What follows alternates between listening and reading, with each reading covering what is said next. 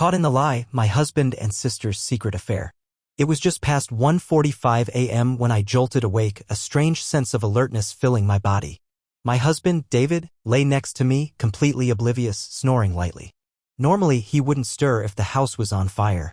The guy was a ridiculously heavy sleeper. So, when I heard the soft buzzing of his phone from the nightstand, I didn't think much of it at first. Maybe it was a work notification or just some random app pinging. But then something inside me shifted. My eyes darted to the screen and my stomach dropped when I saw the name, Emily. My sister. The room felt instantly colder, and for a split second I couldn't breathe. Why was Emily texting him at 2 a.m.? Why now of all times? I tried to shake it off. It had to be nothing. Maybe she was drunk, or maybe it was some random, harmless message. But my gut was telling me something different. I stared at the phone, willing myself to look away, but my curiosity got the better of me. The phone buzzed again. And again. The text messages kept coming, one after another. I told myself it was no big deal. Maybe it was all innocent. But with each buzz, my doubts grew stronger, more persistent. Something was happening here. Something I didn't understand. I glanced over at David, still asleep, looking like he didn't have a care in the world. And then, without thinking, I reached for the phone. I hesitated for just a moment, heart pounding in my chest, before I unlocked David's phone. The screen lit up under my trembling fingers and the floodgates opened. The first message was casual enough, but as I scrolled, things quickly changed. The words between David and Emily weren't just friendly. They weren't even just flirty. Can't stop thinking about earlier, the text from David read, "Wish you were here right now." My breath caught in my throat. I stared at the screen, trying to wrap my mind around what I was seeing. Was this real? My sister? My husband? It felt like my heart was slamming in my chest, each beat louder than the last. I forced myself to keep scrolling. Emily's reply popped up next. "You know, you're making me blush." Stop it. I recoiled, almost dropping the phone in my hands. I couldn't understand. Why would she say something like that? The messages just kept coming. It was like a trap being set with each word. The more I read, the more my stomach twisted into knots. David's messages were undeniably intimate, almost as if they'd shared a private world, one I'd never known existed. "I can't wait to see you again," he wrote in one of the messages, followed by an emoji that made my skin crawl. I had to take a deep breath, trying to steady myself, but it didn't help. Then I saw it. "You looked amazing last week. Wish I could have kissed you goodbye." I remembered the family dinner from last week, the moment Emily left early. I hadn't thought anything of it then, but now everything felt different. Suddenly, the things I'd brushed off as harmless all seemed to tie together into something much darker, something I couldn't ignore. I couldn't breathe. My mind raced. How long had this been going on? How had I missed this? My hands were shaking as I scrolled further, uncovering months of messages. They talked about secret moments, inside jokes, and things they had shared when I wasn't around. I felt like I was sinking, drowning in the realization that the foundation I'd built my life on, the trust I'd placed in both of them, was crumbling before my eyes. My world was falling apart, piece by piece, and I didn't know how to put it back together. The morning light felt blinding as it poured through the bedroom window. My heart was still racing, the weight of what I had uncovered pressing down on me like 1,000 pounds. I didn't want to wait any longer. I couldn't. I needed answers. David was still asleep, his chest rising and falling in steady rhythms that felt out of place with the chaos spinning in my mind. I didn't even wait for him to wake up fully. I couldn't. I had to know. "David," I said, my voice trembling as I shook his shoulder gently. He groaned, rubbed his eyes, and blinked up at me. His confusion only fueled the fire inside me. "What's going on?" he muttered sleepily, but I wasn't in the mood to wait for his grogginess to wear off. I handed him the phone, the screen still lit up with the incriminating messages between him and Emily. "Tell me what this is," I said, my voice sharp, desperate for the truth. He blinked a few times, looking at the screen in disbelief, and then, without so much as an apology or acknowledgement of the situation, he shoved the phone away from him, his face already turning defensive. "What? Are you serious right now?"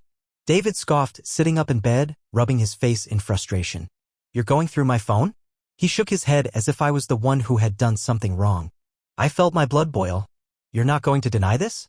You're not going to apologize?" David's eyes narrowed. "You're blowing this way out of proportion." "It's nothing, Sarah. Just some harmless texts." I couldn't believe what I was hearing. "Harmless?" I repeated, my voice rising, my anger and hurt pouring out. "This isn't harmless. You and Emily have been texting like this behind my back, and you call it harmless? How can you say that?" He crossed his arms, looking at me like I was the irrational one. "I'm not going to explain myself. You invaded my privacy, Sarah." This is all your fault. I froze, unable to comprehend what he was saying. How could he flip this on me? How could he twist everything around so quickly? You're telling me I'm at fault for finding out the truth? I asked, my voice barely above a whisper, a mix of disbelief and heartbreak in every syllable. David leaned back against the headboard, sighing like he was exhausted from my drama. Yes, because you're paranoid. You think the worst about everything. Maybe if you weren't so insecure, we wouldn't be having this conversation. The words hit me like a slap across the face. In that moment, I felt like I was spiraling. I had come to him looking for answers, for some kind of accountability, and instead, he was making me feel like I was the problem. The anger inside me was building, but the worst part was that I didn't know how to fight back. How do you argue with someone who turns your pain into their justification?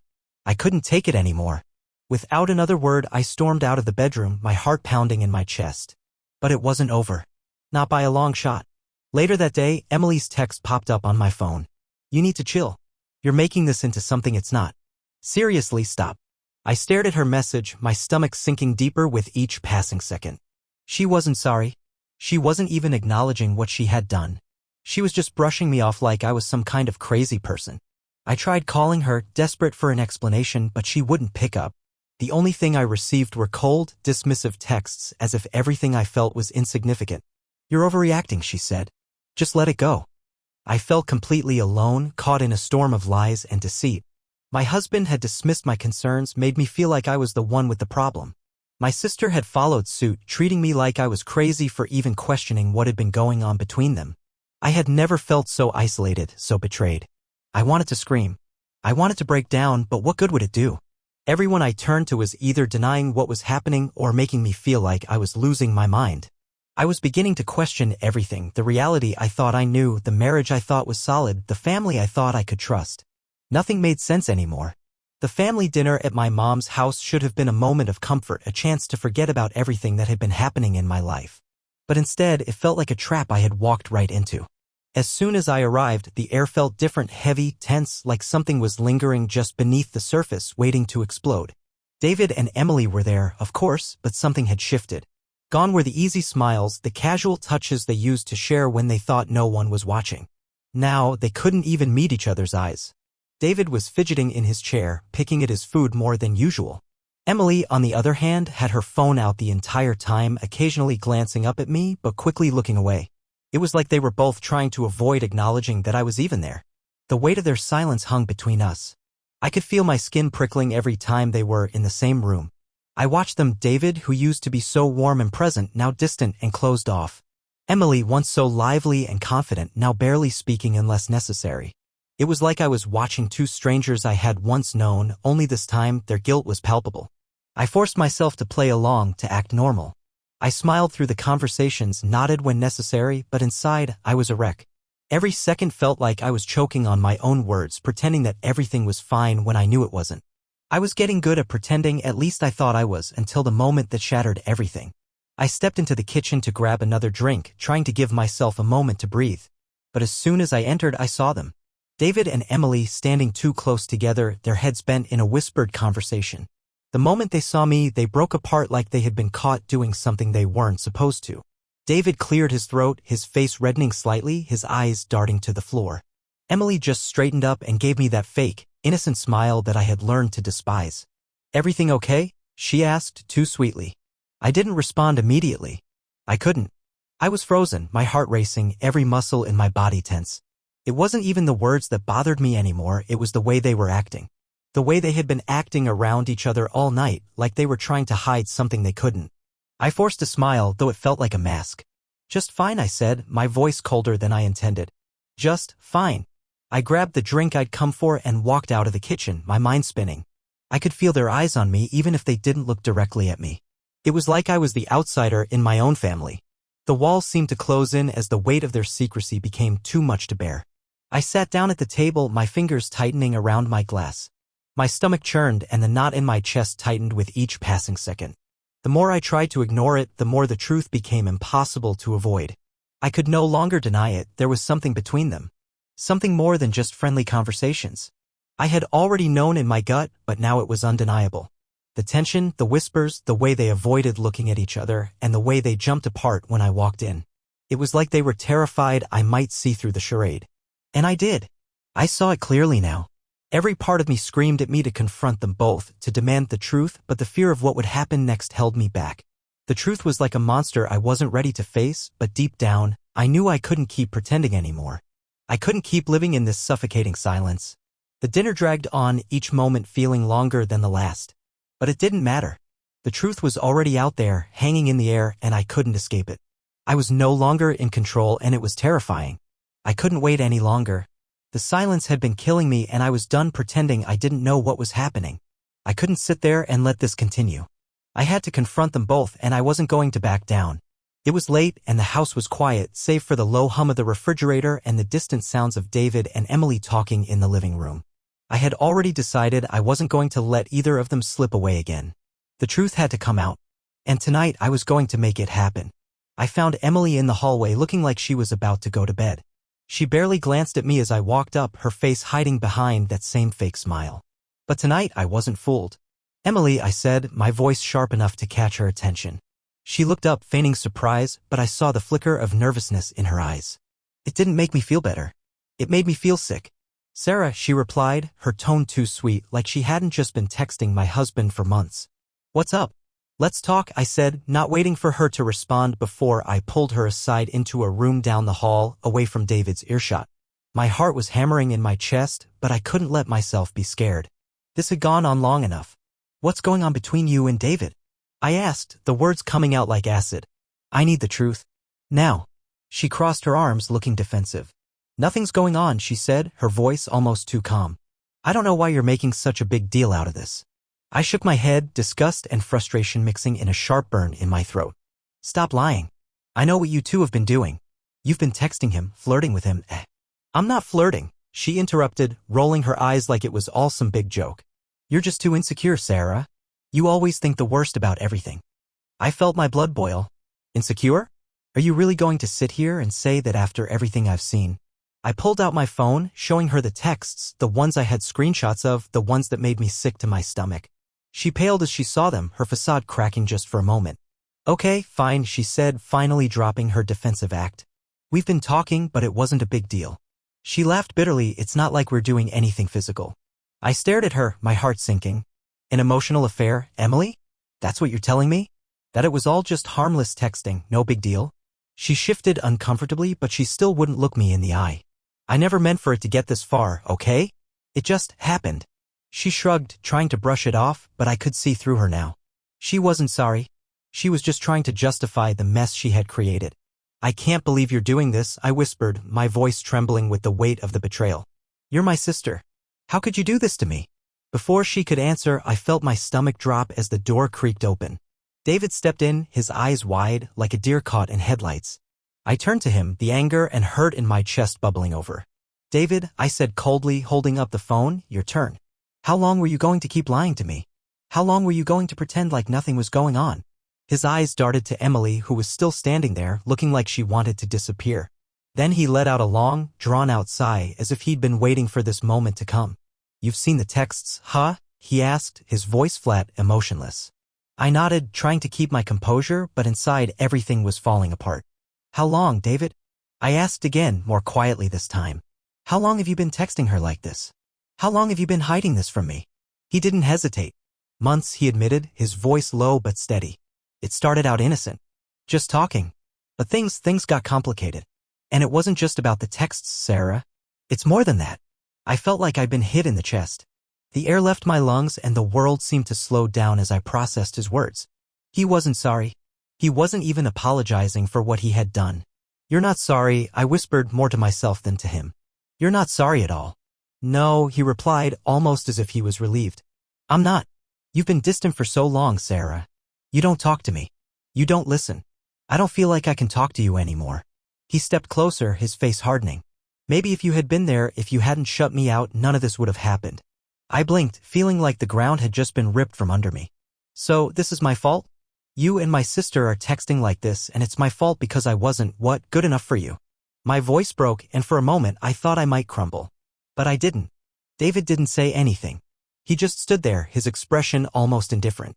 Emily, who had been so quick to play the victim earlier, just stood behind him, silent, staring at the floor.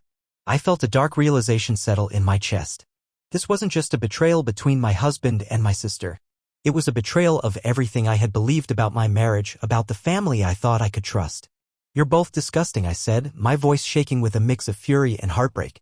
"You're blaming me for your choices, and you're making me feel like I'm the crazy one. But I'm done. I'm done with both of you." David didn't even try to stop me as I turned to leave the room. He didn't call out for me. He didn't apologize. Neither of them did. I couldn't believe it. This was the moment of truth. The lies were out in the open, but instead of remorse, I was met with excuses and blame. I felt empty, hollow, like I had lost everything that mattered. And as I walked away, leaving them both behind, I realized that some relationships can never be repaired. And it was time for me to let go. The days that followed felt like a blur. The house was quieter than I remembered. At first, it felt empty, like someone had stolen all the warmth from the place I once called home. But then, slowly, the silence began to feel different. It wasn't oppressive anymore. It was a strange kind of freedom. I packed my things in the middle of the night, just as I had imagined doing for so long but had never actually had the courage to. As I folded my clothes, the weight of the decision settled in my chest. It wasn't easy to walk away from David, from my sister, the people I had once trusted with my whole heart. But I knew now that trust had been shattered beyond repair. The foundation of everything I had believed in was nothing more than a mirage. David didn't say a word when I left. He didn't beg for me to stay. He didn't even apologize. He didn't try to change my mind, and honestly, that hurt more than anything. It was as if he'd already moved on, like I had already been nothing more than a passing thought. I looked at him one last time before I closed the door behind me, and I felt a deep sense of finality wash over me. When I told my mother, she was devastated. She wanted me to reconsider, to forgive Emily. "She's your sister," she said, her voice cracking. "She's family." But I couldn't. How could I forgive her? How could I pretend like nothing happened when my own sister betrayed me in the worst way possible? The truth was right there in front of me, and no amount of love or pleading could change it. I had to choose myself. It was hard, more difficult than I ever imagined.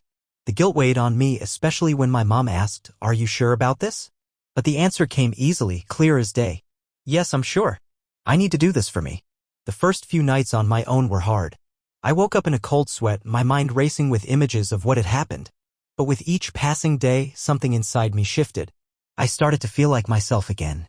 I began to remember who I was before the lies, before the betrayal. And slowly, I realized that I was strong enough to stand on my own. I didn't need them to define me. I didn't need anyone who made me feel like I wasn't enough. I learned to trust myself again. I learned to listen to that inner voice that had been drowned out by their lies. That voice had been there all along, whispering to me, warning me that something was wrong.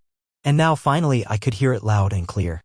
I spent time focusing on the things that brought me joy, on the things that had been pushed aside while I tried to fix a broken marriage and an even more broken relationship with my sister.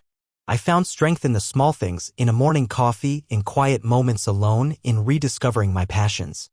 There were still days when I would be haunted by memories, the way things used to be, the love I thought was real.